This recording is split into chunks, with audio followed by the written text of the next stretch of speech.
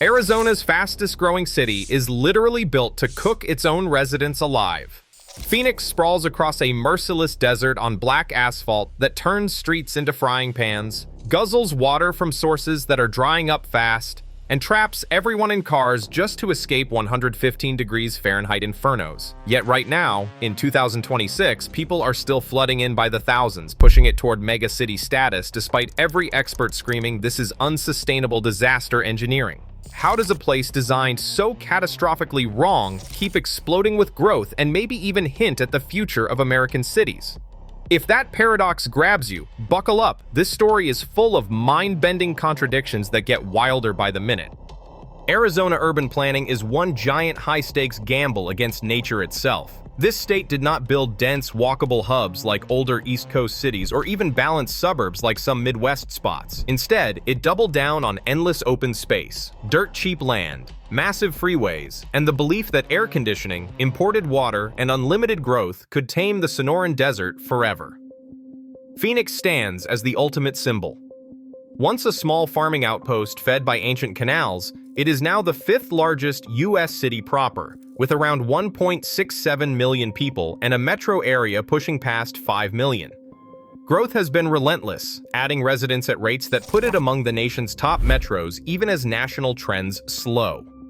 In recent years, Arizona ranked in the top 10 for migration gains, with Phoenix Metro often in the top 5, drawing tech workers, retirees, and remote families from high-cost states like California. Low taxes, job booms in semiconductors and data centers, and housing that is still relatively affordable compared to the coasts keep the influx strong, even if 2025 data hints the pace might be easing slightly. But look closer at how these cities are actually constructed, and the quirks reveal a pattern of brilliance clashing with recklessness. The infrastructure choices made decades ago created a template that is simultaneously impressive and terrifying. Highways carved through pristine desert, subdivisions planted where temperatures regularly exceed human tolerance levels, and water systems dependent on rivers already stressed beyond capacity. Every new development raises the same uncomfortable question: how long can this actually last? If this insane desert gamble has you completely hooked and you want more eye-opening state breakdowns like this one, smash that like button right now. It really helps the channel grow. And hit subscribe with notifications on so you never miss the next wild urban paradox we uncover. Let's keep rolling deeper into the madness. Phoenix's famous grid sprawl is the poster child for post-World War II excess. Wide streets, low-density single-family homes, strip malls, and parking oceans stretch out for miles in every direction, exploding in the 1950s and 60s when gas was cheap and climate consequences were distant science fiction. The layout prioritizes cars above all. Sidewalks are minimal in many neighborhoods, public transit is secondary, and distances between everyday destinations are huge. At the foundation are those Hohokam canals, engineered by native peoples over a millennium ago to irrigate crops in brutal aridity. Those historic waterways became the lifeline for modern growth, channeling Colorado River water and groundwater to sustain farms, then suburbs, golf courses, artificial lakes, and green lawns in a region averaging under 8 inches of annual rain. It is an incredible reuse of ancient technology, but now it is stretched to breaking point. Developers trade farmland water rights to skirt restrictions, keeping new master-planned communities pushing westward beyond the White Tank Mountains. Yet in 2023 and beyond, groundwater shortages halted certificates for hundreds of thousands of proposed homes, signaling the limits of this borrowed water model. The contradiction is stark, a city thriving on ingenuity from the past while racing toward ecological walls in the present. The heat turns that contradiction deadly. Phoenix endures one of the planet's most extreme urban heat islands as dark asphalt, concrete, and sparse trees absorb and radiate the sun, spiking city temperatures 10 to 15 degrees above the surrounding desert, sometimes even more at peak. Nights bring little mercy. Stored heat keeps lows in the 90s while rural areas cool off. Summers routinely top 100 degrees for over 100 days, with 2024 and 2025 shattering records, and 2026 on track for more. Sidewalks scorch feet, roads soften, power demands surge for universal air conditioning, and heat-related deaths climb, hitting vulnerable groups hardest. Planners recognized the risks long ago, but favored fast, inexpensive builds over widespread shade, lighter materials, or denser patterns. The car-dependent design makes walking punishing, turning daily life into a battle against the environment. Emergency rooms see spikes in heat exhaustion cases every summer, and local governments scramble to open cooling centers for those without reliable air conditioning. The elderly, the homeless, and outdoor workers face the greatest risks, with some neighborhoods experiencing mortality rates that would trigger disaster declarations in other contexts. Construction crews start shifts at 4 a.m. to avoid peak heat, while delivery drivers navigate routes timed around shade patterns. School districts adjust calendars to minimize outdoor activities during the worst months, and some businesses even close entirely during peak afternoon hours. Yet amid this, Arizona innovates in ways that surprise even critics.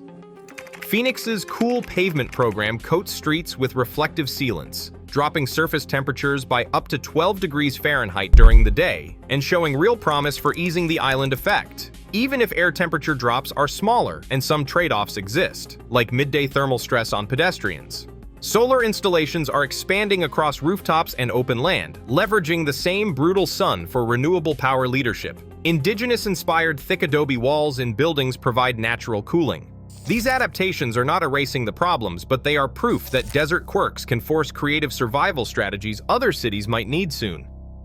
Tucson adds another layer of fascinating weirdness. It hugs mountains with zoning that protects desert vistas and saguaro cacti, creating a patchwork of adobe charm, modern developments, and open spaces. That leads to quirky mismatches, dense pockets beside natural washes that rage during monsoons, washing out roads and demanding constant, resilient fixes.